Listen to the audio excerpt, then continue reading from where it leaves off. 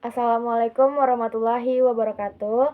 Perkenalkan, nama saya Mutia Febi Trianda dari Prodi S1 Gizi dengan NIM 220813211105. Nama dosen pengampu Syarifah Zuhra SSTME, Universitas Muhammad Natsir. Ayat-ayat Al-Quran tentang fungsi manajemen. Mengenai pentingnya suatu perencanaan, ada beberapa konsep yang tertuang dalam Al-Quran dan hadis. Di antaranya, ayat Al-Quran yang terkait dengan fungsi perencanaan yaitu surah Al-Hasyr ayat 56 yang artinya, "Hai orang-orang yang beriman, bertakwalah kepada Allah dan hendaklah setiap diri memperhatikan apa yang telah diperbuatnya untuk hari esok, yaitu akhirat, dan bertakwalah kepada Allah, sesungguhnya Allah Maha mengetahui apa yang kamu kerjakan." Quran Surah Al-Hasyr ayat 18, "Wahai orang-orang yang beriman, bertakwalah kepada Allah dan hendaklah setiap diri memperhatikan apa yang telah dia perbuat untuk hari esok, yaitu akhirat, yakni hari kiamat, dan bertakwalah kepada Allah, sesungguhnya Allah Maha mengetahui apa yang kamu kerjakan." Imam Jalaluddin Muhammad bin Ahmad 2015. Wujud dari pelaksana organizing adalah tampaknya kesatuan yang utuh, kekompakan, kesetiakawanan, dan terciptanya mekanisme yang sehat, sehingga kegiatan lancar, stabil, dan mudah mencapai tujuan yang ditetapkan. Proses organizing yang menekankan pentingnya terciptanya kesatuan dalam segala tindakan. Dalam hal ini, Al-Quran telah menyebutkan beberapa pentingnya tindakan kesatuan yang utuh, murni, dan bulat dalam suatu organisasi. Firman Allah Subhanahu wa Ta'ala, Quran Surat Ali Imran ayat 3, yang artinya, "Dan berpeganglah kamu semua kepada tali agama Allah, dan janganlah kamu bercerai-berai. Dan ingatlah akan nikmat Allah kepadamu ketika kamu dahulu masa jahiliyah bermusuh-musuhan, maka Allah mempersatukan hatimu, lalu menjadilah kamu karena nikmat Allah orang-orang yang bersaudara, dan kamu telah berada di tepi jurang neraka. Lalu Allah menyelamatkan kamu daripadanya. Demikianlah Allah menerangkan ayat-ayatnya kepadamu, agar kamu mendapat petunjuk." Tafsir Jalalain, "Dan berpegang teguhlah kamu, merapatlah kamu kepada tali Allah." Maksudnya, agama Allah semuanya, dan janganlah kamu bercerai-berai sesudah masuk Islam. Dan ingatlah akan nikmat Allah, yakni karunia-Nya kepadamu, wahai orang-orang Aus dan Khazraj, ketika kamu dahulu sebelum masuk Islam bermusuh-musuhan, lalu Allah mempersatukan, menghimpun hatimu dengan Islam. Kemudian kamu beralih, kamu berubah berkat nikmat-Nya itu menjadi saudara-saudara di dalam agama dan kesetiaan. Dan kamu dahulu berada di tepi di ujung neraka, tidak ada jarak di antara kamu dan tersungkur ke dalam neraka itu, selain kamu mati sebagai orang kafir. Lalu Allah menyelamatkan kamu daripadanya dengan iman. Demikianlah sebagaimana Allah menerangkan hal-hal tersebut. Allah menerangkan ayat-ayatnya kepadamu agar kamu mendapat petunjuk. Dalam tafsir Al-Quran, ayat ini mengandung ajaran Allah kepada hamba-hambanya agar mereka menegakkan agama Allah dan berpegang teguh kepada tali Allah yang telah Dia hantarkan kepada mereka.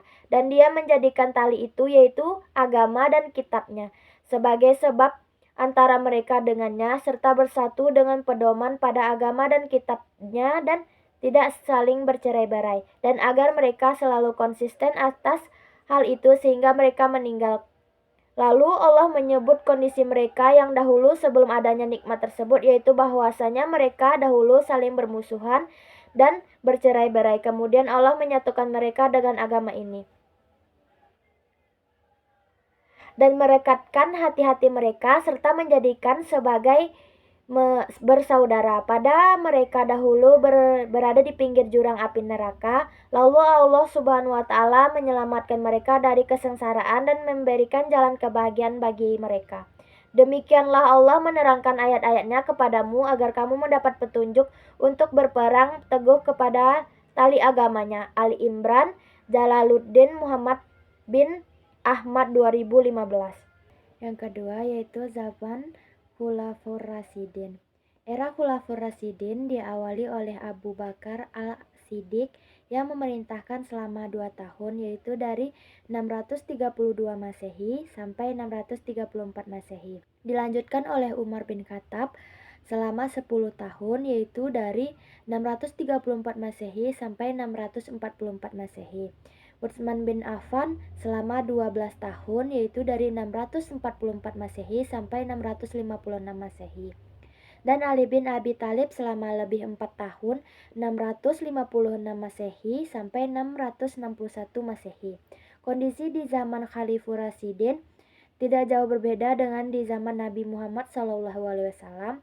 Para khalifah pada umumnya hanya mengikut apa yang ditinggalkan oleh Nabi Muhammad SAW, sehingga masa pemerintahan mereka juga dinamakan Khalifah A'la min Haj al-Nubuwah, pemerintahan yang tegak di atas manhaj kenabian. Pada masa Khalifah Rasyidin, wilayah Islam semakin luas, meliputi seluruh Jazirah Arab, wilayah Sam, sebagian Afrika dan Eropa. Wilayah yang luas itu diorganisasi menjadi beberapa wilayah dan dipimpin oleh seorang wali, baik wali salat, memimpin salat dan sebagai simbol tugas mengurusi kepemimpinan atau pemerintahan, maupun wali mal, hanya mengurusi zakat dan urusan harta lainnya. Dari segi manajemen pemerintahan terlihat banyak hal yang menonjol di masa Umar bin Khattab. Di masa Umar bin Khattab, pertama kali Bait al-Mal dipisahkan dari masjid, dilambangkan dan ditunjukkan pengelola khusus agar dapat dikelola secara rapi. Selain itu, Umar juga menunjukkan pelaksanaan pengadilan yang terpisah dari tangan Khalifah Ma'ruf Abdullah 2012. Khalifah membentuk lembaga peradilan dan menunjukkan kadi untuk memutuskan perkara atau perselisihan di masyarakat. Selain itu juga ditunjukkan kadi hisbah yang bertugas mengawasi dan memelihara ketertiban dan menjamin hak-hak masyarakat.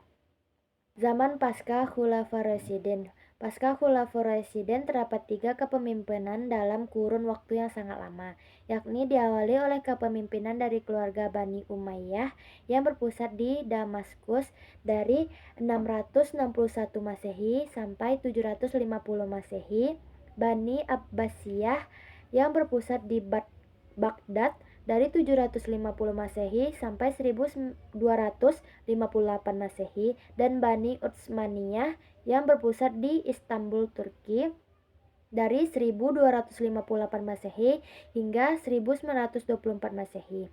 Pada masa kepemimpinan Bani Umayyah, manajemen belum banyak mengalami perubahan dari zaman Khalifur Rasyidin. Khalifah Muawiyah memindahkan ibu kota negara dari Kufah ke Damaskus, Syria.